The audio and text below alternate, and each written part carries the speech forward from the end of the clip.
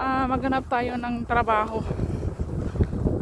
Hi guys, maghanap tayo ng trabaho malapit sa bahay natin para hindi na tayo gagamit ng sasakyan. Nakita ko na yung shortcut, yun pala yung shortcutan. Pero dito tayo para makapag-experience. Malamig pa rin. Malamig. Hanap tayo ng trabaho para naman hindi andun lang palagi sa kwarto, sa bahay. Ay, nakakaboring. Yan na yung target. Yan talaga yung target ko. Yun.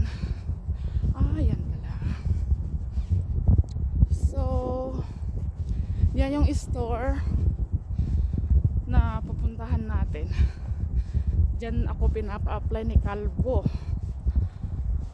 Oh, I see. Medyo malayo.